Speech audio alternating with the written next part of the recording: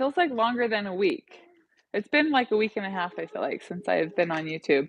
And I'm not gonna lie, it's been a pretty nice break. Always after I take a break, it's sometimes hard to kind of get back into a routine, but I guess it's good to be back as well.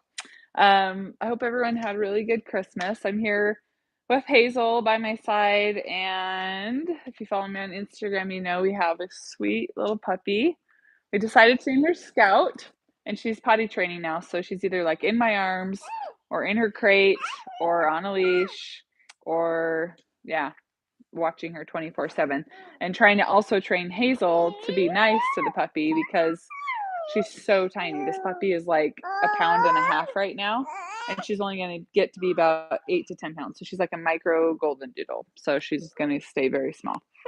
Anyways, she's so sweet. Hazel loves her. We all are in love. And we decided to name her Scout. First, we named her Honey for like a day and then, or half a day. And then we realized that I always say to my kids, like, Sophie, honey, Piper, honey. And it was just going to get too confusing. So then I thought of the name Scout, and all the kids really liked it. So it sticks. And yeah, it's really fun. Oh, and I'm very tired because Hazel, shh, because I feel like I have a newborn again.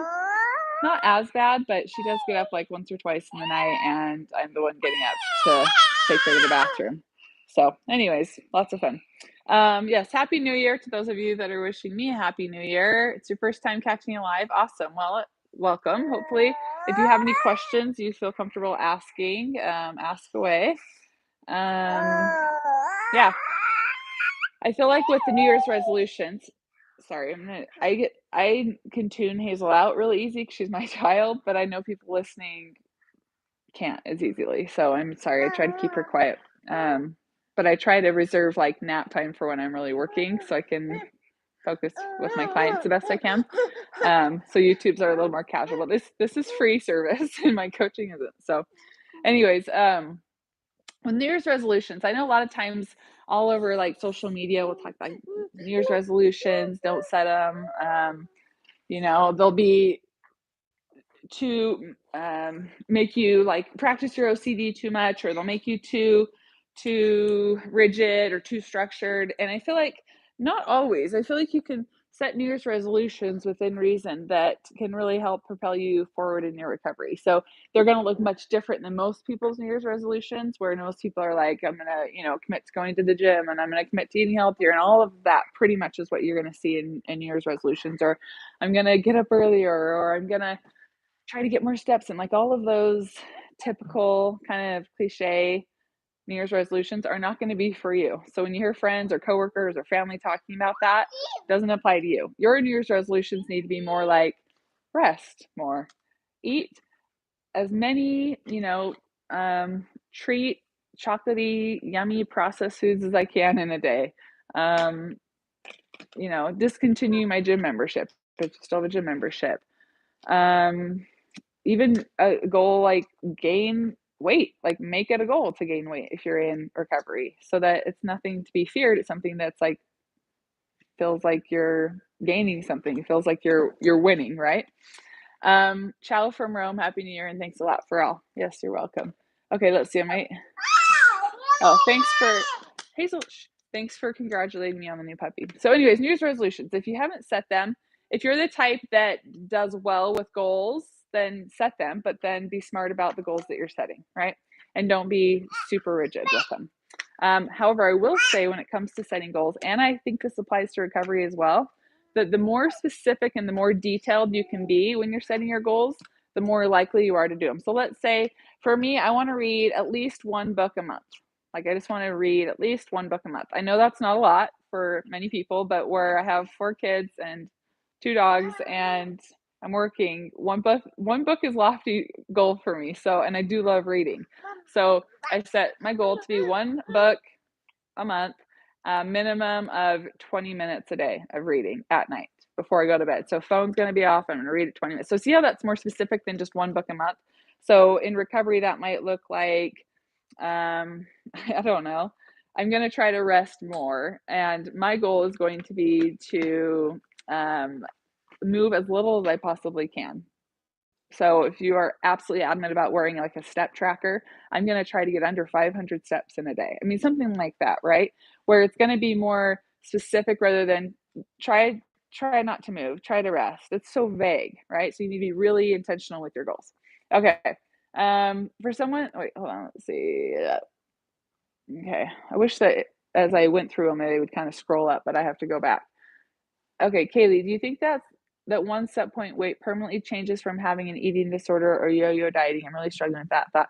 Yeah, a lot of people struggle with that thought, and I think that I don't know exactly if that's a true statement or not, but what I do know, what I've seen is even if that is the case, that you've yo-yoed for years and years and years, and now you're worried your set point's gonna be higher, it's not gonna be significantly higher, and I understand why that would freak you out hearing because you still are terrified of weight gain, but for most people, if it's like, yeah, I mean, it might be 5 or 10 pounds more than your original set point weight. Most of the people, if it was like that or live the rest of your life with an eating disorder, would be like, yeah, oh well, who cares? So what if it's a few pounds heavier? So that's definitely coming from a fear of weight gain, obviously, and that's something that you have to work on rewiring. So I would highly suggest that you push that thought aside. Say, so what if that is the case? So what if I have to be 20 pounds higher than my original set point range? I'll still be fine. I'll still be healthy. And I'll be much healthier than I was with an eating disorder. Start thinking kind of that way. But again, I'm not going to give you a definitive answer there because I don't know. Okay. Um, for someone that has never had a normal diet, I've never really had breakfast or lunches and has little mental hunger. How would you suggest adding variety to meals? I'm lost is little interest me. Well, little interest you because you've been so restricted, because you haven't let yourself have meals, because you haven't let yourself have meals. That's why you don't have a lot of mental hunger either. So a lot of times when someone starts recovery and they're like, okay, my mission is to eat as much food as I can, I kind of have to force it at the beginning, then their mental hunger will kind of turn on. But if you don't have it, you're going to have to force that. And by doing that, like you said, how do you add more variety? Well, you just start adding more variety. Start going to a different restaurant every single day for lunch. Start making, a list of all the different kind of breakfast foods that you haven't eaten in a long time that you want to eat and mix it up every day. You're rotating through different ones, or maybe you're eating all of them in one day. So there's lots of ways. You're really smart. I'm sure you can come up with a way to add variety, but it is important to remember that before you've actually started recovery, like truly made it a commitment that you're going to eat as much as you can fit into your body every day, you're going to have to kind of force it. And then the mental hunger will kind of waken up. Because your body's just like not been fed for so long. Like, why would it be thinking about eating meals if you never eat meals? It's not stupid. So, again, say, hey, I'm starting recovery. This is happening. I'm eating as much as I can every day. So, what would that look like then if I'm waking up first thing in the morning? For me, that was a candy bar right when I woke up, and then I went straight to a big breakfast. And then within a day or two of just eating a lot, it was like couldn't stop. And I don't say that to scare you, but that's how you're going to get yourself into proper recovery. Okay. Happy New Year. So many Happy New Years. Thanks, guys. Pushing forward with recovery after I fully committed for myself. Good for you, recovery in partnership. That's awesome. Let us know how you're doing. Let's see. Kate, hi from Bristol. Porcelain peas. Hi, I really want to rest. I'm sorry, this is probably, I always say this every time. This is the most distracting video, but I can really say that this time because now I've got a puppy on my lap and Hazel. Okay, say hi. Say hi. Bye. Okay, the question was porcelain peas. I really want to rest and quit exercising, even yoga. However, I'm super worried about bone health, as everyone says working out is very important when trying to build bone density. Okay. But if you're undernourished, doing that is actually going to make everything worse. So first get yourself nourished and then get your mind right around exercise. And then that statement may be true.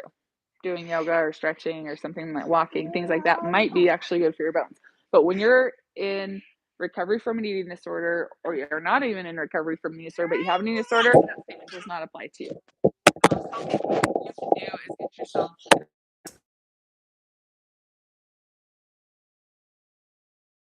doing damage, not doing yourself a favor by thinking that yoga and all those things are good for you. It's not. Gabrielle, I'm stuck in quasi recovery because I'm BMI blank. I'm not going to read it. For 17 years, I'm 42 years old now, and now I have 6 cycles. I have just like 6 periods. You're not stuck in quasi because your BMI is in the healthy range. You're stuck in quasi because you chose to be stuck in quasi. So I don't, is, guess what's your question? How do I get out of quasi and justify me like eating fully unrestrictedly and resting if my BMI is in a normal range? The answer to that is it doesn't, your BMI isn't applicable. It doesn't matter. It doesn't matter. It doesn't matter. It doesn't matter. Your BMI doesn't matter. It's the same. It's the same. It's going to be the same method to recovery. You're still going to have to eat unrestrictedly and you're still going to have to fully rest, regardless of what your BMI is. So, and the fact that you've had 6 cycles, like my cycle came back after 2 or 3 months in recovery after not having it for 20 years. And I was far, far, far, far from being recovered after 3 months of recovery. Okay. But my period came back. So again, that's not really indicative of anything. It means you're going in the right direction, maybe. But it doesn't mean that you're better. I mean, obviously you're stuck in quasi, so you have more work to do. Hillary, what are your thoughts on yoga in recovery? I just answered above. Yoga in recovery, basically any kind of movement, if you have a compulsive movement problem, is a no-go. If me saying don't do yoga is causing you anxiety, it's a no-go. If me saying don't do yoga and you're like, yeah, okay, I'll just wait until I'm like fully recovered, that's a good sign. Good. Awesome. That's a good sign. But typically there's some resistance around that. If someone's asking that question, they kind of don't want to hear the truth, or they are hoping that I can maybe help them justify why it would be okay, but it's not. It's obviously not going to help you rewire a compulsive movement problem. Even if yoga wasn't what you were doing before, let's say you were a runner, because I kind of thought, oh, well, if I stop running, then I start doing yoga, then that's less. In my mind, it would be less intense, and then that means that would be like resting, right? No. Do you know how fast yoga turned into compulsion? Like literally within a day or two. So no. Robin, hi, I emailed you today about a session with you. Thank you for responding. Oh, was this Kirby? I think I did see an email from Robin. I didn't put it together, but yeah. Okay, so you go by Kirby maybe? Cool, awesome. Gabriel, but the last, it's long 50 days and now it's missing. Always 2-hour walks daily and count blank calories. I'm so rigid and controlled. Everything, sometimes I just want to only wake me up normal. Well, you're never going to wake up normal if you don't actually put in the work. I remember thinking that somehow, like, if I thought about it hard enough and if I visualized it and meditated and I wished for it enough, I just prayed hard enough that I could just wake up and be normal, that maybe one day it would happen. And I honestly, for 20 years, kept waiting and waiting and waiting and thought that maybe that would happen, and it doesn't. I've never met anyone that that's happened to. So the fact that you are wishing and hoping that you could wake up normal is showing me that you really want to be normal, but you have to put in the work. Anything worth doing is going to be hard.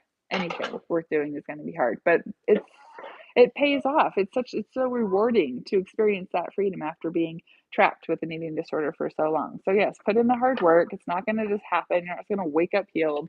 You actually have to go through recovery. I know that's not the answer you're wanting to hear, but that's the truth. Kitty cat. I like that name. How do I stop eating big portions of vegetables for meals? You stop eating big portions of vegetables for meals. The way I had to do that was I had to say no more vegetables. No vegetables. I'm not eating any vegetables with meals. And if I do have vegetables, it has to be like lettuce and tomato on a burger, or, like, I don't know.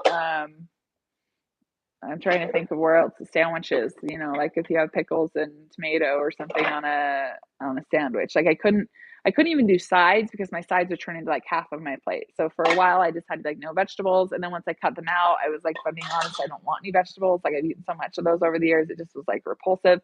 And I was eating so many good challenging foods that I didn't even want vegetables. There's no room for vegetables. Vegetables no longer sounded good. My body knew exactly what it needed. So that's how you stop eating big portions of vegetables. Even after I eat them, I feel like I haven't eaten at all. I'm still not brave enough to add potatoes, noodles, rice, and bread. Well, you got to do that. You're not going to recover on vegetables. You absolutely are not. And even potatoes, rice, and bread, those are all still like, yes, they're carbohydrates, and most people try to restrict those when they have an eating disorder, but those are still like not donuts and pizza and cheeseburgers. So you got some work to do in getting yourself to actually truly being in full recovery and eating unrestrictedly. There's still a lot of restriction going on. Start with cutting out your vegetables, and then start, I don't know, dousing your bread with butter and putting tons of cheese on your potatoes and cooking your rice in, I don't know, oil or coconut milk or something, and then go and get some pizza and burgers. So yes, you have some work to do. All right. Pondering pros. How to stop compulsive movement. Find myself walking around the house, unable to sit down and read or book, watch TV. It's maddening.